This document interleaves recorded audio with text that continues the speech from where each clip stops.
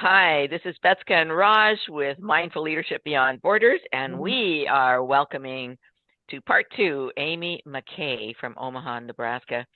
And off camera, we've been having such rich conversations. I wish we could capture it all on camera here, but let's see if we can pull out some of those real nuggets that we discussed. And one of the questions is um, how or what role does emotional intelligence play in our well-being? I know it's a big question, but how could you summarize that for us? Well, I'm going to try to give you a couple different examples. So, affect labeling or mindful emotions, when you, and Dan Siegel calls it name it to tame it, is when you name what you're feeling.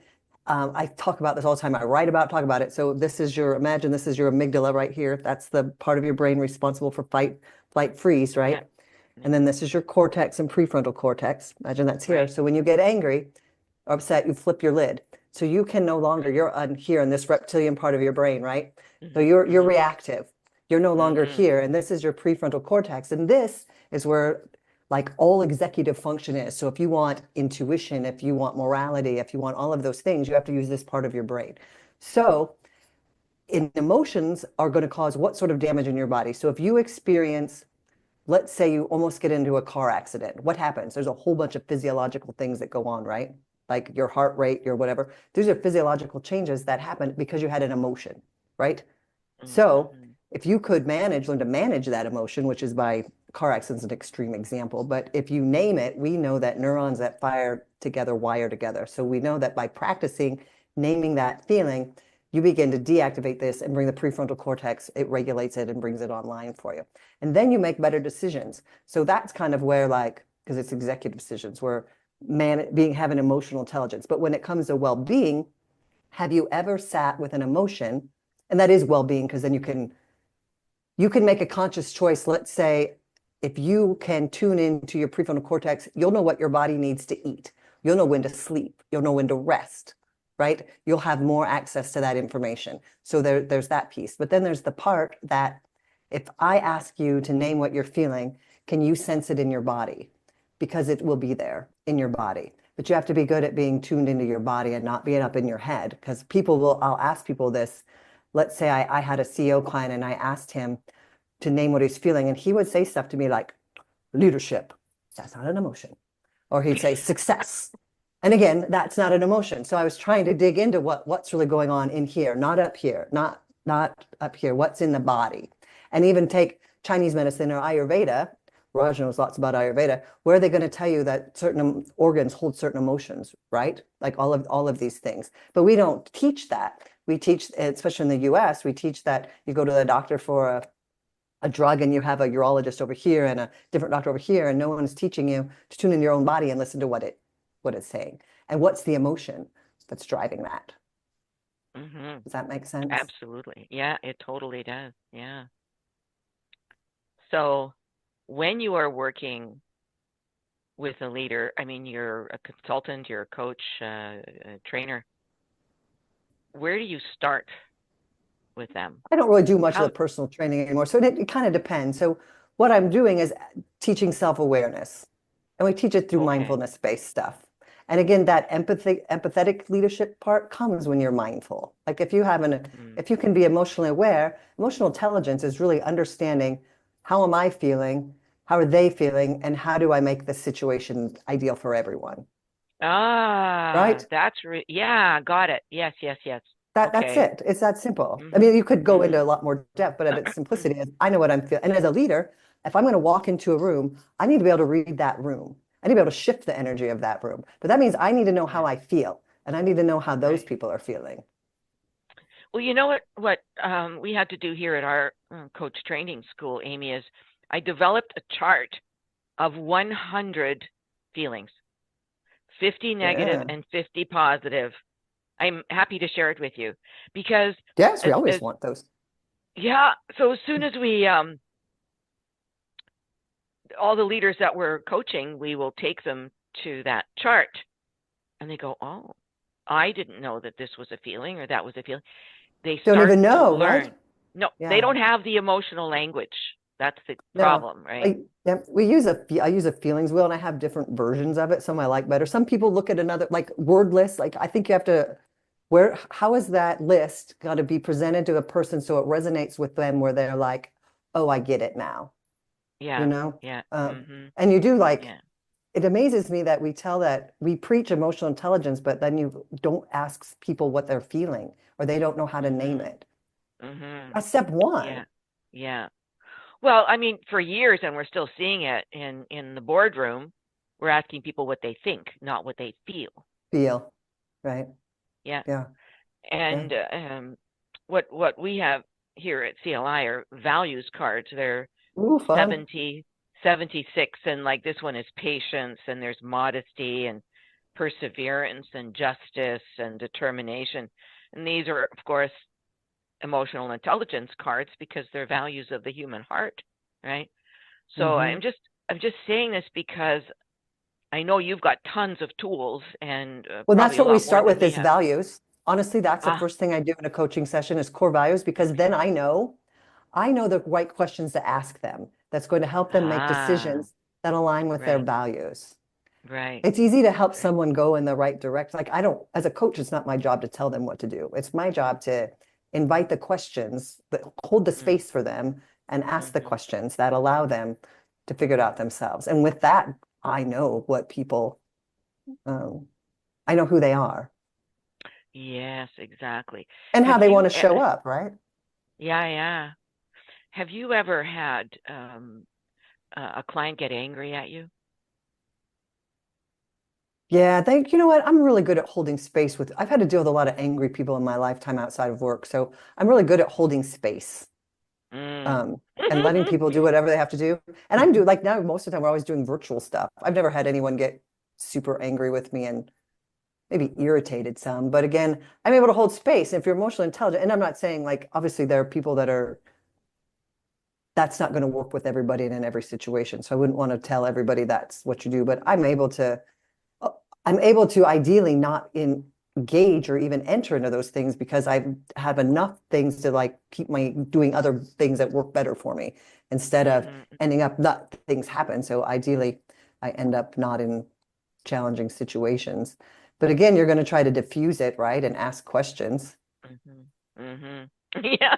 Well, the you reason I'm know? asking is because I've been working with this one senior executive. She's a CEO for I don't know, a year and a half, and her first 10 sessions we always calculate, we do a measurable ROI to make sure that the client is getting what they want, and she was off the charts in terms of her what she learned and her peacefulness and happiness and so on. And then something I said in the last session just ticked her right off, and she just cut me out of Cut her life out. completely. Cut me out. Oh, Yeah. wow. All Yeah. together. Oh, no. Yeah, Yeah. all Well, together. And and sometimes people aren't willing to look at it. And I have some clients where I get flustered and I've had to say, if you're not successful, I'm not successful. Are you willing to do the work? Like, are you willing to look at it? It's going to be uncomfortable. It's going to be yeah. uncomfortable. And you can be Yeah, yeah, mad yeah. and whatnot, Mhm. but Yeah. if you expected this to be easy, like, Well, that's what I wrote to her. I had a feeling that one particular comment I made was what ticked her off uh, because when people hire me, they hire me as a coach and a mentor. So, if they just because of all my years of experience in corporate experience. and Sure. government, fair enough, right? Mhm. But she did not like what I said. And so just last week I wrote to her and I said, I'm feeling that maybe I said something to you that ticked you off and that's why you've canceled our contract. But she won't talk about it. But I did make the comment to her, look, my job is not just to say nice things to you or ask you questions. I am challenging you. Challenge you a little bit. You have to get out of your comfort zone. If you hire a coach, you want growth. Growth comes Yeah. with discomfort. So expect some Yes. and be able to sit in it. But Exactly. in Yeah. Ooh. coaching, the willingness piece is a big piece. Are people really Yeah. willing? And self-awareness. Yeah. And sometimes I think we reflect to people things they should be dealing with that they're not. You have no control. It's up to her to decide if she's going to Mm. show up or not.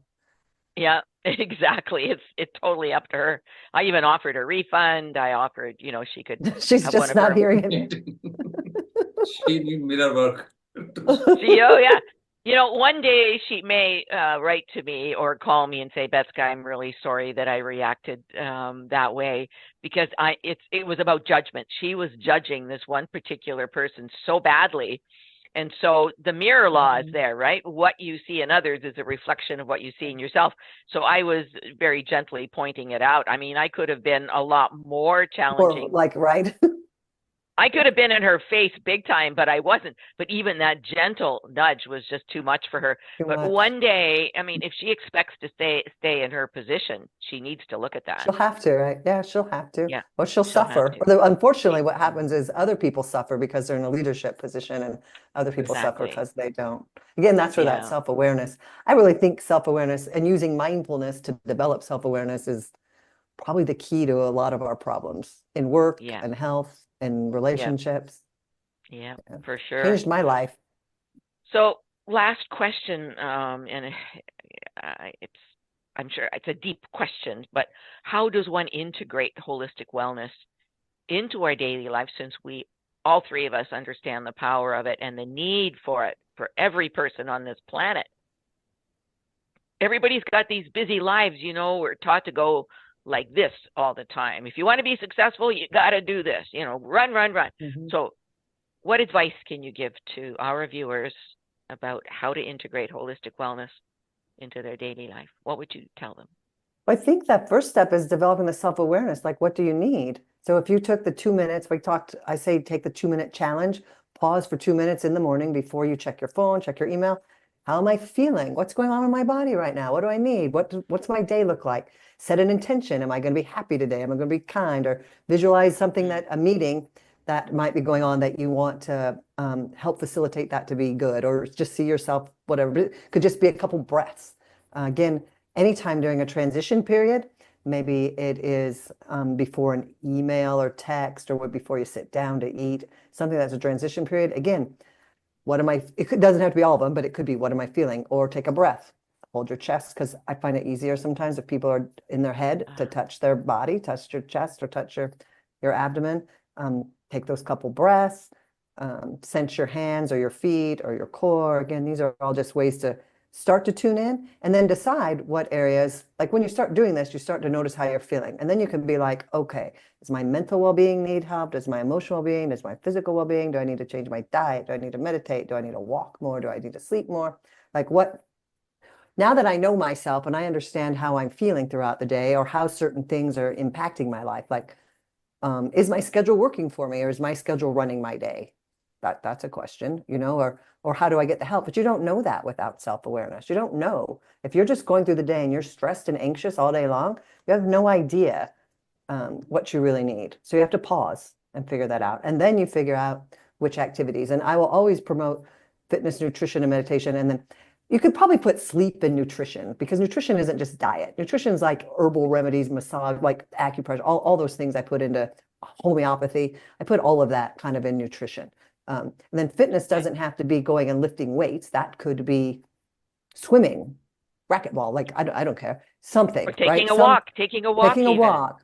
It doesn't have to be anything. And then meditation, again, I'm trained very specifically in like 3 different things, but it doesn't have to look the way I do it. Find one and do it. But if you do fitness, nutrition, and meditation, you will have your holistic well-being certainly well on the way. Wow. Fitness, nutrition, and meditation. Has everybody got that? Fitness. And remember, nutrition isn't nutrition. just food, because I think we put nutrition as food, and that is hugely important. And honestly, nutrition doesn't have to be that complicated either. Eat real food. Right? Yeah. Yeah. Buy something that's fresh.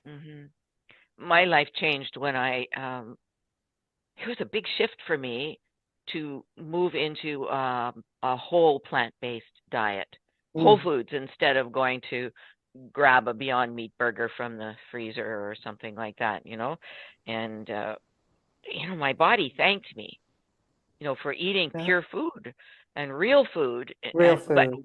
we're so programmed to go to the supermarket, go to the freezer department, right? And get all these packages and, with all of those chemicals and everything in them that are not so good for us, right? That's so good. And if you tune in your body, it'll tell you, right? Like if you listen to your body, if you pause to develop that awareness, your body will tell you. Like my body tells, it tells a lot about chocolate, probably more than I should. Maybe that's different. Maybe that's my head, but it will tell you. Yeah.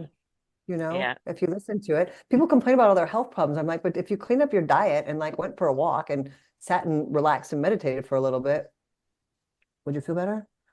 Yeah. Well, you know what? Let's end on that note because I think it's really important. So, Amy, what you taught us today is huge. Thank you. And basically, folks, Amy has told us that the keys to, excuse me,